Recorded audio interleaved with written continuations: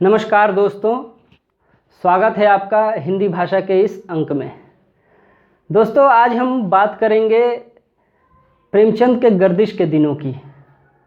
प्रेमचंद के बाल्यावस्था, उनकी किशोरावस्था में जो जीवन संघर्ष उनका रहा, उसको लेकर के किस तरह की चुनौतियां उनके सामने आई और उनका सामना उन्होंने कैसे किया, इस चीज़ को लेकर के आज हम थोड़ी चर्चा करेंगे।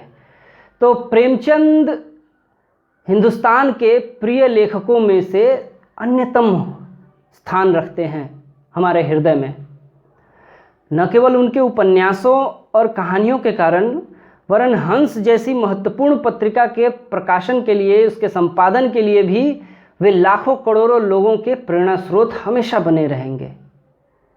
हंस पत्रिका का संपादन उन्होंने 1930 ईस्वी में शुरू किया था बनारस से, और आज भी ये पत्रिका निकल रही है। वर्तमान में इसके संपादक हैं संजय सहाय।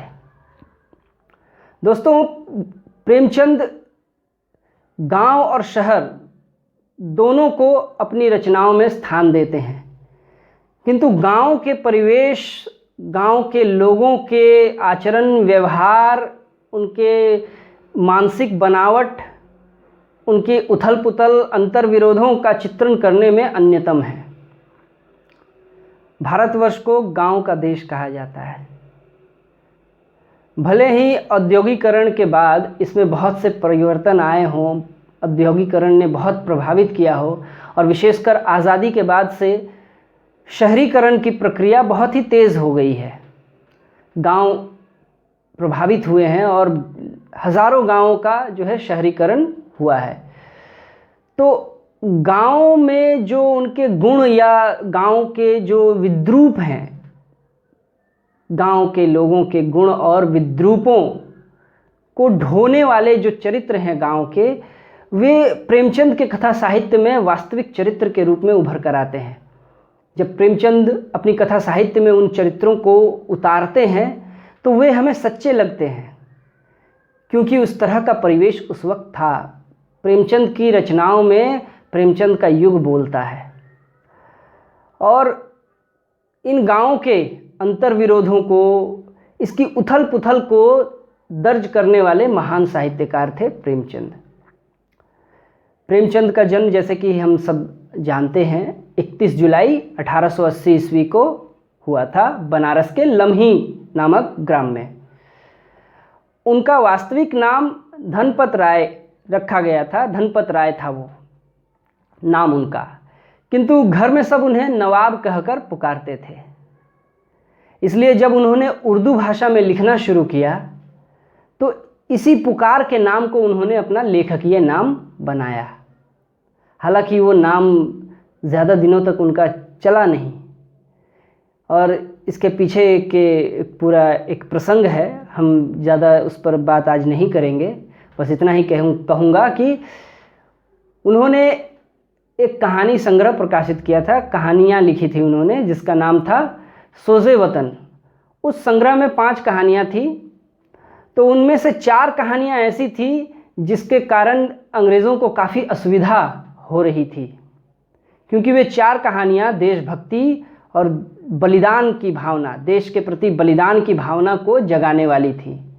उसमें उस वक्त के राजनीतिक परिवेश का सीधा चित्रण नहीं था, किंतु जिस तरह की बात प्रेमचंद उसमें कर रहे थे, जिस तरह के देश प्रेम और बलिदान की बात वहाँ की जा रही थी, जो उसमें सबसे जो महत्वपूर्ण कहानी, जिसको माना जाता है दुनिया का सबसे अनमोल रत्न, उस कहानी के माध्यम से वो देश के प्रति बलिदान की भावना को जिस प्रकार से वो चित्रित करते थे, ये अंग्रेज़ों के लिए बिल्कुल असहनीय था।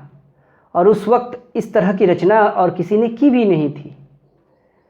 तो इस कारण से उसको जब्त कर लिया गया, बैन कर दिया गया।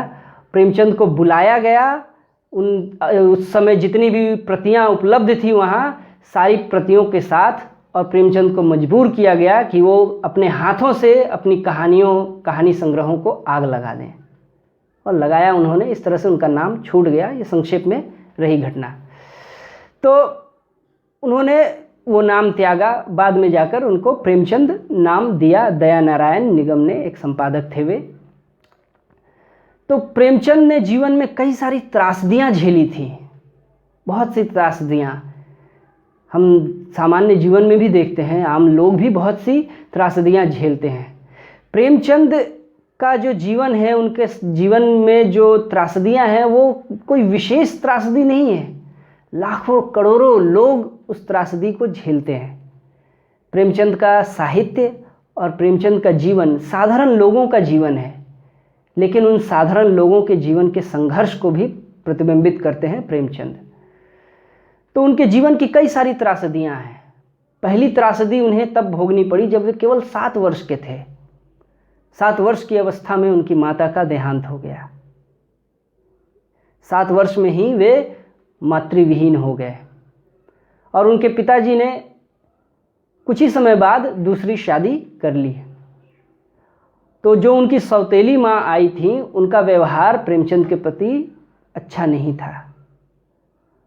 आपने कई सारी फिल्में देखी होंगी, बहुत सी फिल्में बन चुकी हैं जिसमें इस बात को दिखाया गया है कि सौतेली माता का सौतेले संतान के प्रति किस तरह का कठोर व्यवहार होता है, किस तरह का व्यवहार वहाँ किया जाता है। तो वो चीज़ें जो है प्रेमचंद को झेलनी पड़ी।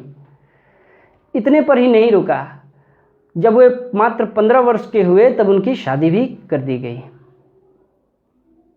और शादी के 1 साल बाद जब वे 16वें वर्ष में प्रवेश करते हैं तो उनके पिता का भी देहांत हो जाता है। उस वक्त प्रेमचंद 9वीं कक्षा में पढ़ते थे। तो जिस उम्र में लड़के मटर गश्ती किया करते हैं, सैर सपाटा करके अपना समय गुजारते हैं, उस उम्र में प्रेमचंद जी को घर गृहस्थी संभालने की चिंता करनी पड़ी। पिता दिवंगत हो चुके थे और उनके पीछे प्रेमचंद के कंधों पर, उस नाजुक और किशोर कंधों पर 5 लोगों के परिवार का भरण पोषण करने की जिम्मेदारी आ गई थी। लेकिन प्रेमचंद ने कभी भी हार नहीं मानी। यहीं से उनके ट्यूशन पढ़ाने का दौर शुरू हुआ। ट्यूशन करना उनको शुरू करना पड़ा। ट्यूशन करने के लिए वे दूर दूर तक जाया करते थे पैदल। तो उनके जो कथा साहित्य है प्रेमचंद के, उन कथा साहित्यों में उनके प्रेमचंद के भोगे हुए कटु यथार्थ का ही प्रतिबिंब हमें दिखाई देता है। उनके जो पात्र हैं, वे पात्र प्रेमचंद ने हवा में सृजित नहीं किए हैं। उन पात्रों को उन्होंने अपने जीवन में देखा है। या तो वे खुद कहीं कहीं पर खुद एक पात्र के रूप में रहते हैं, या उनके जीवन की छाया उस पात्र में दिखती है, या फिर उनके घर परिवार या उनके आसपास के लोग, सबका उन्होंने बहुत गहराई से उनके मनोविज्ञान का अध्ययन किया था और उसको उन्होंने अपने पात्रों में सृजित किया। इसीलिए प्रेमचंद को कहा जाता है कि उनके कथा साहित्य में युग बोलता है। तो वो कटु यथार्थ था उनके जीवन में, लेकिन इतने से उन्होंने हार नहीं मानी कभी। और भी कई सारी चुनौतियां उनके जीवन में आई हैं, लेकिन वे उनसे लड़ते रहे हैं। पुस्तक पढ़ने के बारे में अगर मैं कहूँ तो पुस्तक पढ़ने का चस्का प्रेमचंद को बहुत कम उम्र में ही लग चुका था। जब वे स्कूल में पढ़ा करते थे उस वक्त उनकी दोस्ती एक ऐसे सहपाठी से हो गई थी जिसका पिता जो है वो तंबाकू बेचा करता था। प्रेमचंद उस तंबाकू दुकान में तंबाकू के ढेर के पीछे वे और उनके मित्र बैठकर हुक्का पिया करते थे और उपन्यास पढ़ा करते थे। और उस वक्त उन्होंने काफ़ी सारे उपन्यास पढ़ लिए थे। मात्र 13 वर्ष की उम्र थी उस वक्त। तो 13 वर्ष की उम्र में उसके उम्र तक उन्होंने काफ़ी कुछ पढ़ लिया था। वो पढ़ कर उस तंबाकू दुकान के पीछे, वहाँ ढेर के पीछे छिपकर वे तिलिस्म होशरुबा उपन्यास पढ़ा करते थे। तिलिस्म होशरुबा एक उर्दू उपन्यास है जिसके कई भाग हैं। तो उस उपन्यास को पढ़ा करते थे वे। और उस उपन्यास के आकार प्रकार के बारे में प्रेमचंद ने स्वयं अपना एक लेख है उनका, मेरी पहली रचना, उस लेख के बारे में वो आकार प्रकार के बारे में वर्णन करते हैं। तो देखिए प्रेमचंद क्या कहते हैं तिलिस्म होशरुबा के आकार के बारे में।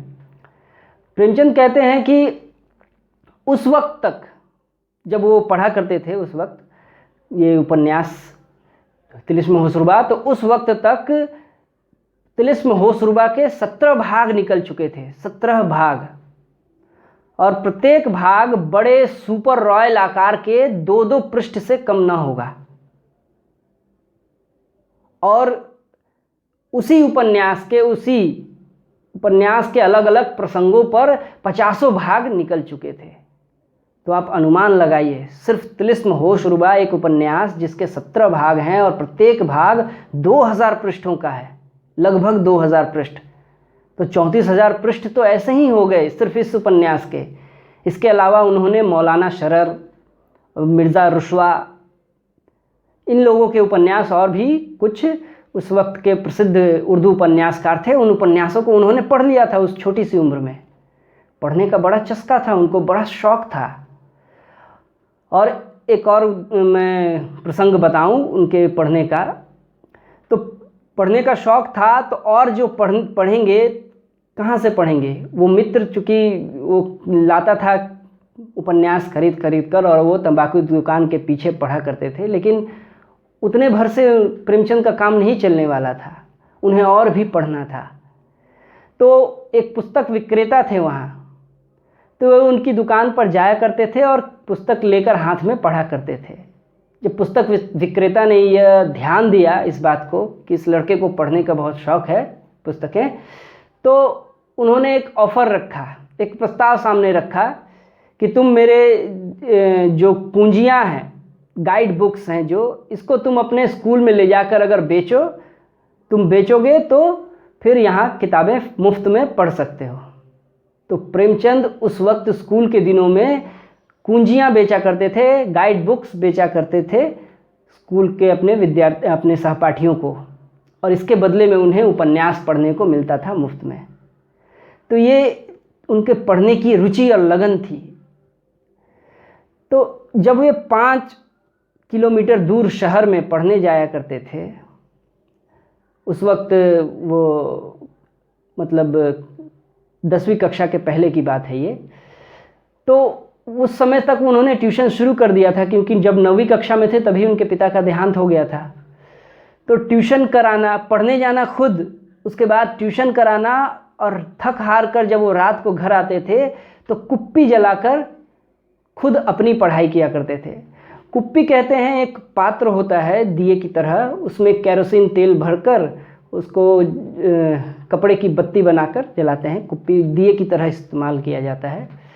गांव में कई जगह पर उसे ढिबरी भी कहते हैं। तो कुप्पी जलाकर खुद पढ़ा करते थे। तो 10वीं उन्होंने कक्षा पास की। अब 10वीं के बाद उन्हें भर्ती होना था कॉलेज में। उस वक्त तक इंटरमीडिएट जो कक्षाएं हुआ करती थी, यानी जिसको हम उच्च माध्यमिक कक्षा कहते हैं, 11वीं और 12वीं कक्षा, उस समय वो कॉलेज कहा जाता था। 10वीं के बाद से ही कॉलेज शुरू। तो उनको कॉलेज में भर्ती होना भी एक चुनौती थी, क्योंकि पिता का देहांत हो गया था, पैसे नहीं थे। वो तभी भर्ती हो सकते थे जब उनकी फीस पूरी तरह से माफ़ हो जाए, और इसके लिए सिफारिशों की ज़रूरत थी। तो बहुत दौड़ धूप करके किसी तरह से उन्होंने कॉलेज में दाखिला लिया, और जैसे तैसे करके उन्होंने पढ़ाई को जारी रखने की कोशिश की। ये जो जारी रखने की कोशिश इसलिए कह रहा हूँ मैं, क्योंकि वे इंटरमीडिएट में 2 बार गणित में फेल हो चुके थे। 2 बार गणित में फेल हो जाने के बावजूद भी वे आगे बढ़ते रहे। तो देखते हैं हम आज वर्तमान स्थिति में भी अगर हम देखें तो एक बार फेल होने के बाद ही बहुत सारे बच्चे हैं वो पढ़ाई छोड़ देते हैं। लेकिन प्रेमचंद 2 बार फेल होने के बाद भी उन्होंने हार नहीं मानी इस परिस्थिति से, और वो संघर्ष करते रहे। आगे जाकर उन्होंने इंटर किया। अंग्रेज़ी, फ़ारसी, इतिहास, दर्शन, इन विषयों को लेकर के उन्होंने इंटरमीडिएट पास किया। लेकिन उससे पहले भी एक महत्वपूर्ण घटना है, इसके बारे में भी हमें जान लेना चाहिए। तो वे जब 2 बार फेल हो गए इंटर में, लेकिन घर तो उन्हें चलाना था। तो घर चलाने के लिए कुछ न कुछ जुगाड़ नौकरी का तो करना ही पड़ेगा। तो इसके लिए उन्होंने क्या किया, ओरिएंटल इलाहाबाद यूनिवर्सिटी का स्पेशल वर्नाकुलर एक इम्तिहान पास किया उर्दू और हिंदी भाषा में। तो ये इम्तिहान पास करने के बाद वो उर्दू हिंदी पढ़ाने के काबिल हो जाते हैं और कुछ ही समय बाद लगभग 1 साल के भीतर ही उनको एक ट्रेनिंग कॉलेज से पढ़ाने का आमंत्रण मिलता है कि वे आएँ और पढ़ाएं। लेकिन जो उन्होंने कोर्स किया था ओरिएंटल इलाहाबाद यूनिवर्सिटी का स्पेशल वर्नाकुलर, वो उस सर्टिफिकेट पर स्पेशल तौर पर ख़ास तौर पर लिख दिया गया था उनके सर्टिफिकेट पर, not qualified to teach mathematics, यानी वे गणित पढ़ाने के अयोग्य हैं। तो इस बात पर डॉक्टर रामविलास शर्मा ने एक बहुत ही महत्वपूर्ण टिप्पणी की है, अत्यंत रोचक टिप्पणी की है। डॉक्टर रामविलास शर्मा कहते हैं,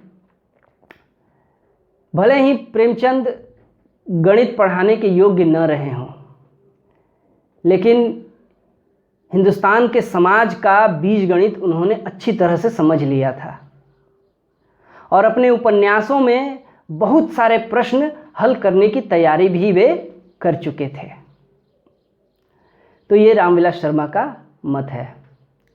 तो फिर आगे चल के ये तकरीबन आपका 1910 की बात है, काफ़ी बाद में जाकर उन्होंने इंटर किया। 1910 में इंटर पास किया उन्होंने, फिर 1919 में जाकर उन्होंने बीए भी पास किया। तो अंग्रेज़ी, इतिहास और फारसी, इन 3 विषयों को लेकर के उन्होंने बीए भी पास किया था। तो प्रेमचंद के जीवन में हम देखते हैं बहुत से संघर्षपूर्ण चरण आते हैं, लेकिन वे उसका डटकर सामना करते हैं और उनके उपन्यासों में भी ये संघर्ष हमें दिखता है, उनकी कहानियों में भी ये संघर्ष दिखता है। जो संघर्ष प्रेमचंद के जीवन में था, वो संघर्ष उनके कथा साहित्य में भी उभर कर आया। उनके कथा साहित्य के शुरुआती दौर के बारे में हम लोग अगले वीडियो में बात करेंगे। इसके बाद जो अगला वीडियो आएगा, उस वीडियो में मैं प्रेमचंद का जो पहला महान उपन्यास है सेवा सदन, उसके पूर्व प्रेमचंद के लेखन पर केंद्रित कर अगले वीडियो को हम करेंगे। तो इजाज़त दीजिए दोस्त को, धन्यवाद।